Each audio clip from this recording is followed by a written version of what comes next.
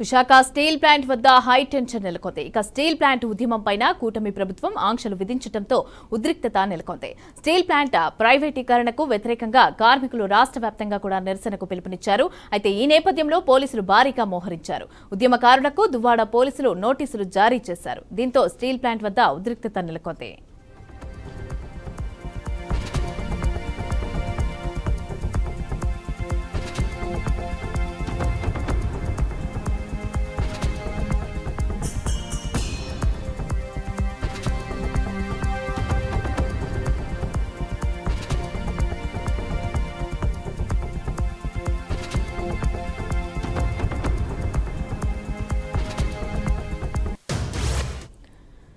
రెడ్డిగా Visakha steel plant వద్ద high tension నెలకొంది. Steel plant ఉద్యమం పైన కూటమి ప్రభుత్వం ఆంక్షలు విధించడంతో ఉద్రిక్తత నెలకొంది. రెడ్డిగా దీనికి సంబంధించి పూర్తి డీటెయిల్స్ మా ప్రతినిధి బాలు అందిస్తారు. బాలు, గుడ్ ఆఫ్టర్నూన్ మమత. ఈరోజు విశాఖపట్నం మొత్తం స్టీల్ ఎవరైతే ఉక్కు కార్మికులు ఉన్నారో ఉక్కు ప్రైవేటు పరం చేయొద్దంటూ కూడా పోరాటం చేస్తున్నటువంటి నాయకులందరూ కూడా ఒక్కసారిగా రోడ్డు మీదకి వచ్చారు.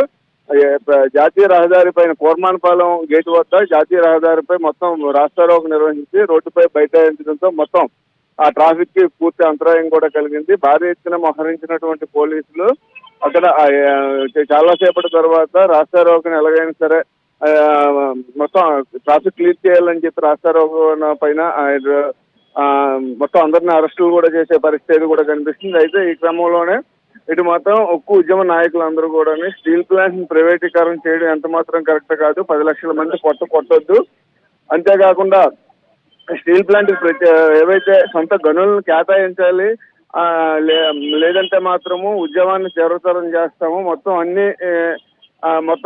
ఏవైతే అన్ని రంగాల్లోని ఉద్యోగస్తులందరితో కూడా సహాయం తీసుకొని మొత్తం పోరాటాన్ని తీవ్రతరం చేస్తామంటూ కూడా హెచ్చరికలు జారీ చేశారు. అంతేకాకుండా ఇటు తెలంగాణ ప్రభుత్వాన్ని, అదేవిధంగా కూటమి ప్రభుత్వం జనసేన టీడీపీని కూడా మొత్తం అందరినీ కూడా రోడ్డుపైకి వచ్చి పోరాటాలు చేయాలంటూ కూడా నినాదాలు చేశారు. అంతేకాకుండా శైలిలో విలీనం చేయాలి, మొత్తం 10 లక్షల మంది ఎవరైతే అక్కడ కార్మికులు ఉన్నారో వాళ్ళు కొట్టొద్దంటూ కూడా మొత్తం ఇండియాలోనే అతిపెద్ద ఉక్కు కర్మాగారం అయినటువంటి స్టీల్ ప్లాంట్ ప్రైవేటీకరణ చేయడం బీజేపీ నాయకులకు తగదని ఇప్పటి వరకు కూడా ఏదైతే ఎన్నికల్లోని ప్రైవేట్ పరం చేయమంటూ కూడా మంత్రులు, కేంద్ర మంత్రులు కూడా చెప్పి ఇంతవరకు మోసం చేసి ఇప్పుడు మొత్తం ప్రైవేటు పరం వైపుగా కూడా అడుగులు వేస్తుంది ఇటు బీజేపీ ప్రభుత్వం అంటూ కూడా కార్మిక నాయకులందరూ మండిపడే పరిస్థితి అయితే కూడా కనిపిస్తుంది. అయితే ఈ సమయంలో ఇటు చంద్రబాబు నాయుడు ప్రభుత్వం, జనసేన పవన్ కళ్యాణ్ కానీ చంద్రబాబు నాయుడు కానీ మొత్తం పార్టీ శ్రేణులందరికీ ఆదేశాలు ఇవ్వాలి,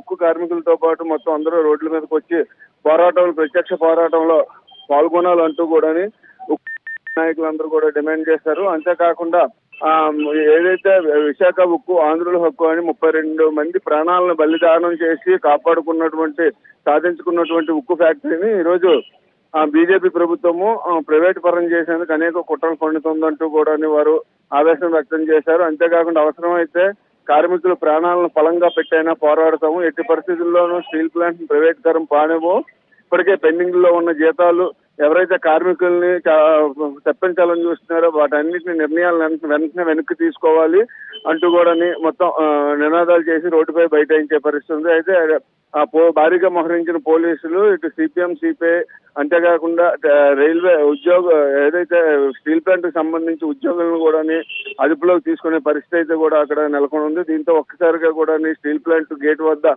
ఉద్రిక్త పరిస్థితి నెలకొంది Mamata. Right, thank you Balu.